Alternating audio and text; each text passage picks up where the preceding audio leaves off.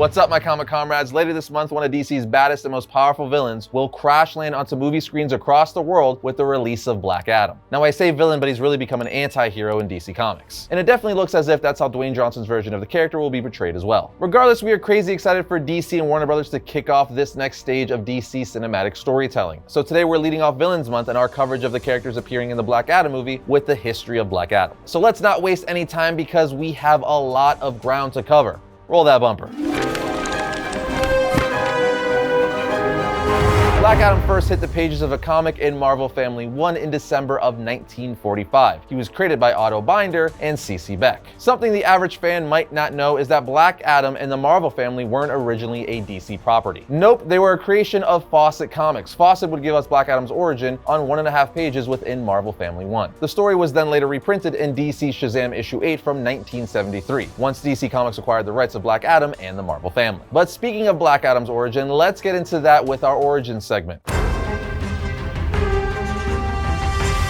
Now let's kick this off with Black Adam's OG origin from Marvel Family issue 1. In the issue, we see the wizard Shazam tell us, "It was then I told Billy Batson and Freddie Freeman about Black Adam. Back in ancient Egypt, 5,000 years before, I had decided to pass on my powers to a worthy man. I picked Teth Adam, whose soul I thought was good and pure." We then get a panel of Adam in front of the wizard Shazam saying, "Yes, O great one?" The wizard says, "Teth Adam, the world needs a powerful champion to combat the evil which infests it. Pronounce my name." Adam then says, "Shazam," as we see him transform into Black Adam. He then says, "The magic lightning has changed me," as the wizard says, "Yes, henceforth you are Mighty Adam. Go and fight evil in the world." A narration adds, "But soon after discovering his great new powers, Mighty Adam plotted evilly. Adam says, 'I am the most powerful man on earth. Why shouldn't I be the ruler of all mankind? I will invade the palace. Out of my way, worms,' as he tells a pharaoh to get off the throne because he wants it. He then breaks the pharaoh's neck and becomes ruler of Egypt and all of its dominions." And just like that, we have the quick and easy original origin of Black Adam. But chances are that is not the origin they will be going with for the Black Adam film. Or at least it'll be an amalgamation of the original with his New 52 origin as given to us by Jeff Johns in Shazam Volume 1. I will say, if you watched our Origin of Black Adam episode a few months back, this will sound familiar as we gave you this exact origin in that episode. But hey, a refresher can be a good thing.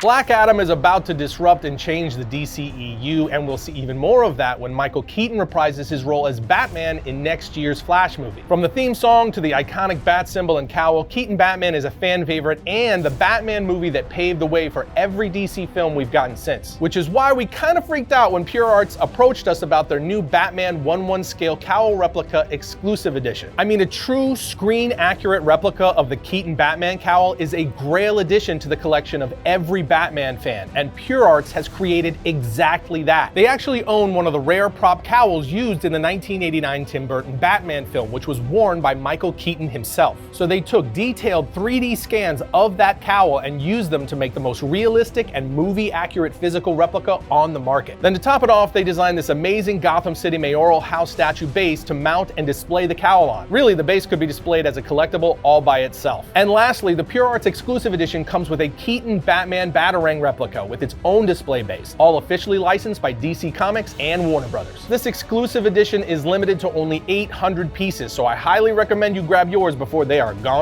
The Batman cowl replica is currently available for pre-order only on Pure Arts website and scheduled to ship between April and June of 2023. So go to purearts.com/variant or click our link in the description to pre-order one for your collection. And when you do, use code VARIANT at checkout to get 5% off your order. Again, that's purearts.com/variant. If you've seen the Shazam movie, you know it was heavily inspired from Shazam's New 52 origin. So it's safe to say that Black Adam's DCEU origin will be heavily pulled from this as well. So let's take a closer look at that, shall we? In Shazam Volume 1, after Billy has been bestowed his powers by the great wizard Shazam, we see him talking to Francesca, who's a magical mirror residing in the Rock of Eternity that assists Shazam as needed. And only Shazam can see and hear her. Well, that's a lie. Metron can too, but they're the only two. Anyway, a little after the wizard bestowed the powers of Shazam on Billy, we see him talking to Francesca, saying, "Look, I need to get back to see if the wizard is still alive. If he is, he can take these powers back and give them to someone who knows what they're doing." Francesca tells him even if he were still alive, once the wizard bestows the connection to the living lightning, it cannot be severed. That's why Black Adam still holds the power. That's why you are the only one left to stop him.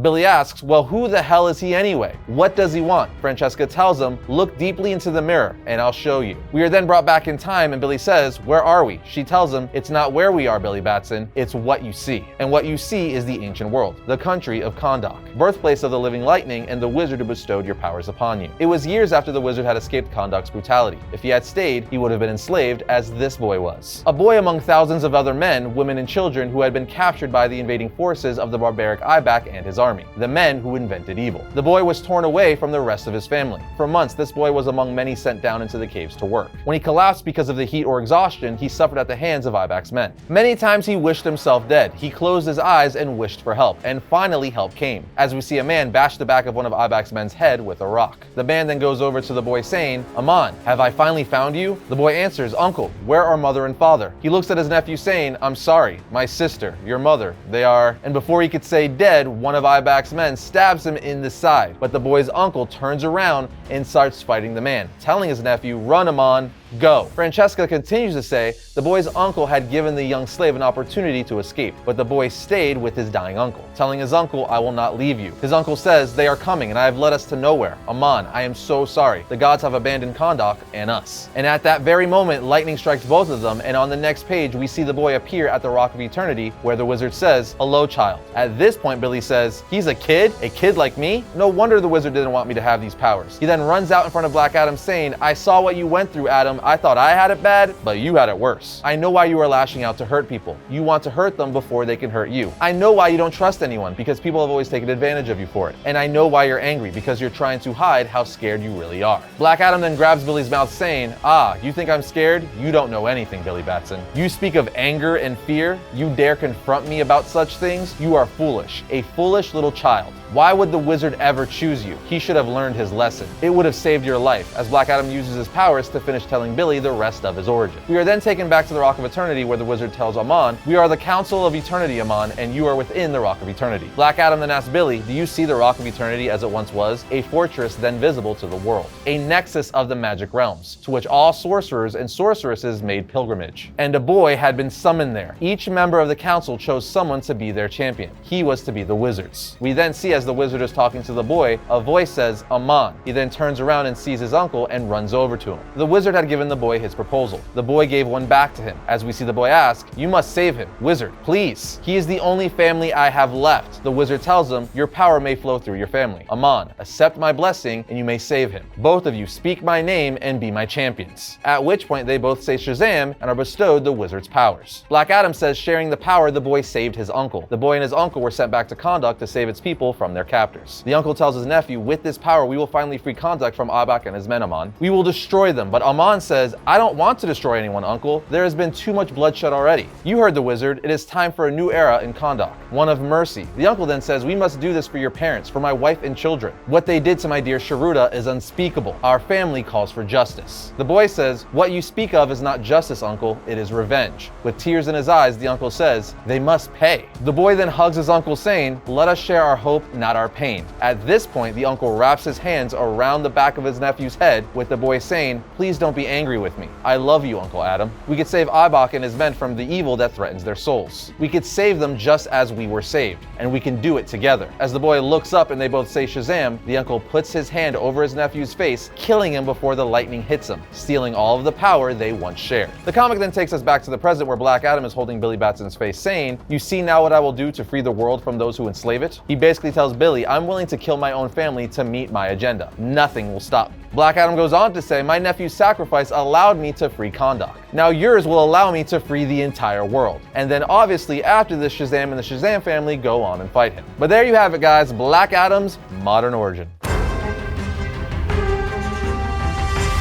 Let's kick this off from the very beginning, in Black Adam's first appearance. In Marvel Family issue 1, we get his origin, as I told you guys earlier, but he's also killed in the same exact issue on the last page of the Black Adam story. In the issue, the wizard Shazam tells Uncle Marvel to defeat him, they just have to get Black Adam to say Shazam. So Uncle Marvel gets him to do just that in the next panel, with Black Adam being like, "No, I didn't mean to say that word. I was tricked. I take it back," but it's too late. Black Adam changes back to his normal 10th Adam form and Captain Marvel knocks him out. While Black Adam's knocked out on the floor, Captain Marvel says, "Look, he's turning into a withered old man." The wizard Shazam says, "Yes, my children. You see, he is over 5,000 years old. The moment he changed back to his mortal form of 10th Adam, he aged. He will only be a skeleton in a moment. Black Adam is destroyed." But all that changed several years later once DC acquired the rights to the Marvel family and all related characters. Now under new ownership, DC Comics gave Shazam his own title, title, and in issue 28 of the series, we get the return of Black Adam. We even see on the cover Shazam say, "Black Adam, this is impossible. You're dead." Black Adam says, "I've come back to destroy you and the old wizard. Then I'll rule the world." Then on the second page of the issue, we learn how Black Adam was brought back from the dead. We find out he was brought back to life by Dr. Sivana. We see a machine hooked up to a coffin with Dr. Sivana saying, "This time my reincarnation machine will bring back someone who can really give Captain Marvel a hard time." We see his machine works with Sivana saying, "I've recreated every atom of his body. Teth Adam lives again." Adam then gets out of his coffin saying, "Yes, and now I could say Shazam," turning into Black Adam once more. Of course, after this, Black Adam seeks out Shazam and the rest of the Shazam family. Now, I should have mentioned it earlier, but in recent years, DC officially changed Captain Marvel and the Marvel family's name to Shazam and the Shazam family. So I tend to use both names depending on the scenario, but it's one and the same. Anyway, of course, Black Adam finds Shazam and the two start fighting throughout the issue. They have an epic battle, but at the end of the issue, Black Adam is tricked yet again by Uncle Marvel into saying the word Shazam, making him transform back into his human self, at which point Shazam punches Teth, knocking him out much like the first time. But this time he makes him forget who he is. Then in post-Crisis continuity, Black Adam was reintroduced to the DC Universe in the Power of Shazam title, issue 10 to be exact. And much like most characters post-Crisis, Black Adam was given a new origin. This time Teth Adam was born the son of Pharaoh Ramses II around 1200 BC. He impresses one of the high priests, the wizard Shazam, with his fairness and decency. At which point the wizard gives Teth Adam the power to become the hero known as Mighty Adam, by speaking the famous word, Shazam. Mighty Adam would even become Egypt's champion for centuries before turning evil and becoming corrupted by the charms of a mysterious woman, who we later found out was the wizard Shazam's wicked daughter Blaze. This is the Black Adam of the 90s, so for people like me in their 30s, this is the Black Adam you grew up with. From here we have one of my personal favorites, and that is the JSA series where Black Adam reforms and becomes the anti-hero we all know him as now. Black Adam would ask to join the JSA in issue 21 of the series, but wasn't granted membership until issue 23, and even then, it was probationary. While on the team, he would find a rivalry with Atom Smasher, but the two would eventually become very good friends. Then skipping some stuff here and there, we're brought to the New 52, which we talked about in Origins. But he was also part of the Forever Evil storyline where we see Black Adam fight an Earth 3 evil version of Superman, Ultraman. And more recently, Black Adam has become part of the Justice League and is one of the only surviving members of the League during the Dark Crisis event. And his origin and backstory is pretty much as it was from the New 52. Because let's be honest, you'd be hard-pressed to give Black Adam a better origin than what Jeff Johns did with him. I will say there's a lot of interesting stuff going on with Black Adam in the Dark Crisis event, so we're gonna have to see what happens with him going forward. But with that said, let's move on to powers and abilities. As for powers and abilities, Black Adam pretty much has all the same powers as Shazam/Captain Marvel. He just draws his power from different gods. Although the acronym still spells out Shazam, Black Adam draws his powers from ancient Egyptian gods. He has the stamina of Shu, the swiftness of Horus, the strength of Amun, the wisdom of Zahudi, the power of Aten, and the courage of Mahan. So let's run down each of those abilities. As for his stamina, he can withstand and survive almost any physical attack. Black Adam can survive in space as he does not need air to breathe. As for speed, Black Adam runs at speeds comparable to Superman and Flash. As for strength, Black Adam has almost always been depicted as being on the same levels of strength as those of Superman and Shazam, which is why The Rock has been promoting Black Adam, saying the hierarchy of power in the DC universe is about to change, because Black Adam is right up there with the big boys. Plain and simple, he's one of the biggest powerhouses DC has to offer. As for wisdom, Black Adam has a vast level of scholarly knowledge which allows him to speak several languages. As well as knowing his history very well, the wisdom of Zahudi also gives him counsel when needed. As for overall power, having the Egyptian god Aten's power pretty much enhances his overall superhuman physical abilities, as well as giving him some magical resistance to certain spells. Then as far as having the courage of Mahan, this essentially enhances his inner willpower, strength, and discipline, so that he never gives up and he's always determined to pull out a win. Essentially, Black Adam is a more villainous anti-hero version of Shazam, and his power set is on the same level with characters like Martian Manhunter, Superman, Wonder Woman, Shazam, and so on. But with that understood, let's give you guys some reading recommendations. To build your own Black Adam library, pick up Black Adam The Dark Age, JSA Black Vengeance, JSA Black Adam and Isis, Shazam Volume 1 from the New 52, JSA Black Reign, and finally JSA by Jeff Johns Book 1. And that's gonna bring today's episode to a close, but if you enjoyed this video, check out this one right here, and if you like all of our content, like, subscribe, and comment, it helps us out. But other than that, I'll see you next time when I talk about all things comics.